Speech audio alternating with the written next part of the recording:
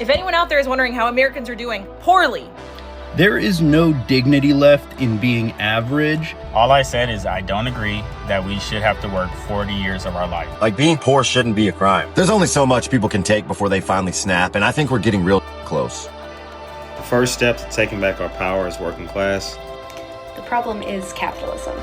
The problem is the exploitation of the working class. The problem is that the system has been set up so that you can work and work and work. There's only so much people can take before they finally snap, and I think we're getting real close. Because the ones at the bottom, the ones holding everything together, we're the ones getting crushed the hardest. We're the ones waking up tired, working 2 jobs, barely keeping the lights on while the people at the top play Monopoly with our lives. They keep squeezing tighter and acting like it'll just never backfire. But what happens when the people who actually make the world run just stop showing up? Because it's not CEOs delivering packages or flipping burgers or wiring homes or building the roads that they drive on. It's us. The ones that they call replaceable.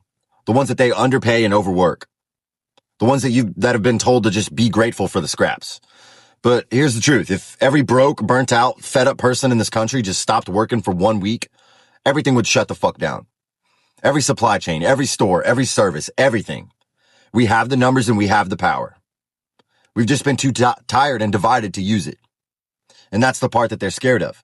Because deep down, they know that the second the working class remembers its worth, the whole system collapses overnight. If you've been paying attention recently, many of us who have to work are giving up on modern life. The American dream of having kids and a home is completely gone now for most people. Check out these clips and let me know what you think. All I said is I don't agree that we should have to work 40 years of our life. And I'm getting called lazy. People are telling me you're going to be homeless. People are also telling me I'm going to get fired. I'm a millennial that has been working since 2004 when I graduated high school. And it's messed up that you guys will come on here and talk to a hardworking man and tell him, grow up.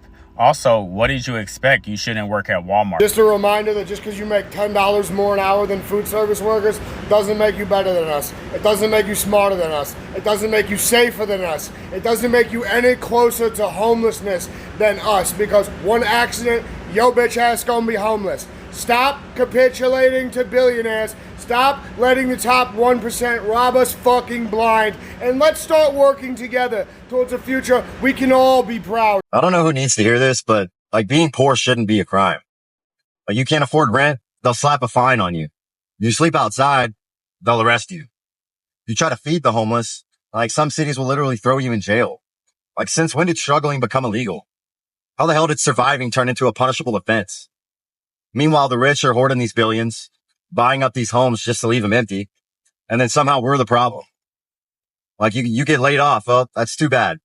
You can't afford food? Well, you should have worked harder. You can't afford gas? Well, yeah, maybe you should have made better life choices. They treat poverty like it's moral failure instead of what it really is. A rigged ass system designed to keep you one emergency away from being next in line. But you want to know what takes real strength? Waking up broke, hungry, exhausted, and still showing up for life and your family. That's who I speak for. The ones they forget about. The ones who still try even when it's hopeless. The ones who carry this country on broken backs, empty stomachs, and overdrawn accounts. So if you're out there struggling right now, just know you're not falling behind. You're just carrying the weight that nobody else sees. And if they're scared of us feeding each other, maybe they just know how powerful we'd be if we'd actually started taking care of our own. We should all stop going to work and see what happens. I know it's never going to happen, but what if one day most of us would just stop going to work for, I don't know, a day or a week and just see what happens? Like, what's the worst that can really happen if we all just stop going to work? Oh, they're going to replace us with artificial intelligence. Well, they're going to do that anyway. So what would happen if we just stopped going to work? What do you think? The problem is capitalism. The problem is the exploitation of the working class. The problem is that the system has been set up so that you can work and work and work for hours and days and weeks and months and years on end and not see any gain or any benefit from it. Your work doesn't benefit you, it benefits the people that you're working for. The problem is that the people in power and the people who make the laws are having their pockets filled by companies and corporations so that they do exactly as they're told. The problem is that we live in a sociopathic economic system where some people are deemed more valuable than others, and if you don't have any any economic value, then you deserve nothing. You don't get health care, you don't get housing, you don't get your basic human rights respected or protected. All you get is exploited for all the money that they can get out of you, and then you die. We need to dismantle the system that treats us like we're only valuable if we can help make rich people richer while we ourselves are struggling to even survive. This is a system that is trying to take away our human rights.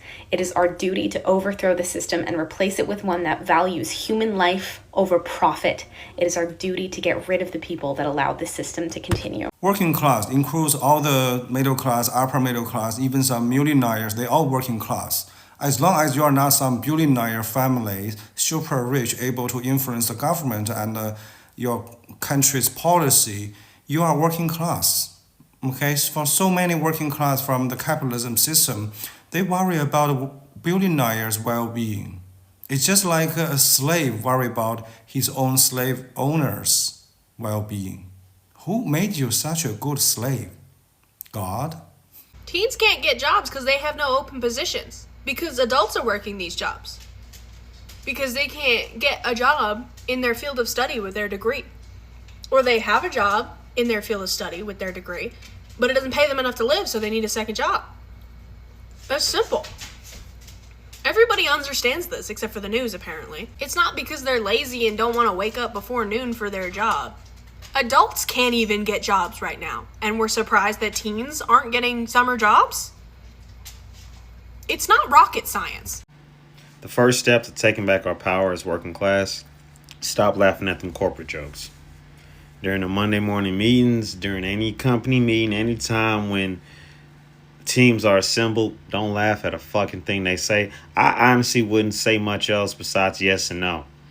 I'm only answering questions with 1 or 2 worded answers. Listen, we need to set the precedent that we are not friends, we are not family.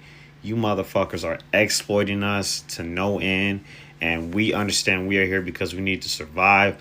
But make no mistake, we do not fuck with you. We are here to get that paycheck and go right the fuck. If anyone out there is wondering how Americans are doing poorly, we are doing poorly. Yesterday, I woke up to an email from my landlord saying, hey, I'm raising your rent. Why? No fucking reason. We already pay all of the utilities ourselves. That is not included in the rent. So we pay for electricity and we pay for water and we pay for natural gas to heat our home. And that bill in particular has fucking skyrocketed this year. Every single month this winter, it was over $600. And we do not turn the heat on. We just turn it so that we can fucking survive. We do not turn it above like 60. So we're fucking freezing in the house all fucking winter. Oh, and also I woke up this morning to an email from my health insurance being like, thanks for your payment. It was deducted automatically, except this time the payment was $400 more than it was last month. Sorry? What's going on? So I called the health insurance company and I was like, why did this happen? And they said, oh, well, the tax premium expired. And I said, tell me why that happened. Is that because of federal budget cuts? Is that because of the New York State budget? Where did that come from? And they said, we don't know. You have to call the New York State Department of Health. And so I called the New York State Department of Health, and it was just whole fucking rigmarole because they intentionally make it so opaque that you just have to spend all of your fucking time and energy just navigating this fuck-ass bureaucracy and trying not to get fucked more than they're already fucking you. I got my new IUD yesterday, so I've been fucking hugging this heating pad all day and eating Advil like it's breakfast cereal. Meanwhile, I don't even know how much that bill is going to be for. I don't know how much that procedure costs because I tried to find out before I got it. I called my health insurance company and I was like, how much is it going to be? And they were like, we don't know. You have to call the doctor. And so I called the doctor and I was like, how much is it going to be? And they were like, we don't know. You have to call your insurance. And so nobody could give me an answer. And I was like, well, I need the fucking IUD because I cannot afford to have children. Obviously, meanwhile, the fucking psychos over at CPAC are like, hey, you dumb bitches, leave the workforce. Better yet, never join the workforce and shack up with the first chud you meet in high school and start popping out babies that we know that you cannot afford because they're all fucking psycho Christian nationalists. The experience of being a working class American is to just be squeezed for every single dollar that you have at every turn, and you're like, just wave your arm and you just run into another fee that you were supposed to pay. And where does that money go? Straight to the fucking top, straight to the fucking billionaires who do not create jobs. In fact, they keep slashing jobs just to invest in fucking AI data centers. I don't understand how we're not out in the streets all the time. Overworked, underpaid, and underserved. That is the reality of the majority of Americans. Think about it. Most people work 5 days a week with only 2 days off. In reality, you only have about 1.5, maybe 1 day off because you spend at least one of those days doing all the things you can't do while you're working. That's not even including people that have kids. But you just don't have time to do much else.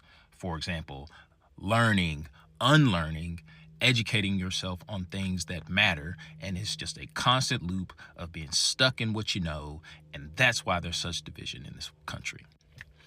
So anyone that is doing anything to improve themselves, educate themselves on systems, hats off to you, because you have to be intentional about it, because we have strategically been put in positions to where we don't have time to do that. That's not an excuse, but that's just what it is. And until we can break that cycle, things will never change.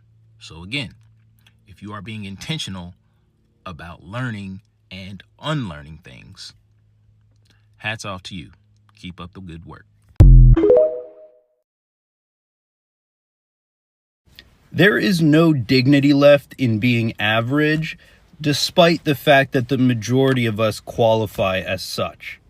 If you're an average person who doesn't have it in you for one reason or the other to do the dirty work of capitalism required to climb the corporate ladder, for example, or to open a small business through which you exploit your workers, the best case scenario for you is a lifetime of debt peonage. You will work your entire life with relatively no time off, paying back your mortgage or paying your rent or paying your car note or paying insurance, etc., etc., etc. Despite you being a part of the backbone of society, that is the working class, none of the work that you will do throughout your life will contribute meaningfully to building generational wealth, and you'll likely always be a handful of paychecks away from homelessness and destitution. And since in the dystopian society we live in, your social status is just a reflection of your financial status, you'll never be able to consume, or rather perform consumerism in a way that impresses other people, relegating you to a second-class citizen through really no error of your own. And this material reality makes it clear why so much social dysfunction revolves around people trying to take advantage of each other, even in non-economic ways. You have to grasp at whatever sense of dignity you can find, even if it is in an antisocial manner. Not every one of us can be a great man, woman, or person, and that's okay. What's not okay is what average people are subjected to under capitalism, which is a totally undignified living. In the United States, working 40 hours a week deserves a living wage. So you've never run a business? You've never run a business. You've never run a business. You've never taken an economics class. You've never looked into any of this at all. I've taken many economics classes. In fact, I studied economics at Harvard.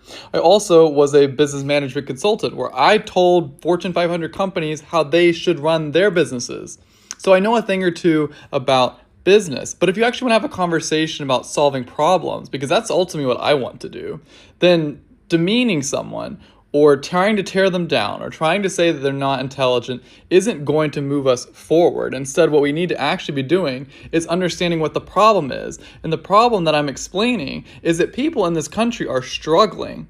Millions of Americans are not making a living wage. They're unable to pay their bills and support their families. That is a problem. Whether you think the solution is raising the minimum wage, which that is one solution, it is not the only solution. There's so many other things we can do and be creative with public policy, but you're advocating for pure free market economics, which any economist, even conservative economists, which I studied under, will tell you that that is a path towards destruction. You need regulation or capitalism will eat society alive. So please, if you actually want to have conversations that move us forward as a country, be willing to discuss and don't just tear people down. Like these videos say, many of us are about to give up if we haven't already. Modern life has been set up in a way that benefits the rich and punishes the working class like us. And many are now realizing that. It's very sad, but also great for us to speak up. Share how you feel about this in the comments, and thank you for watching.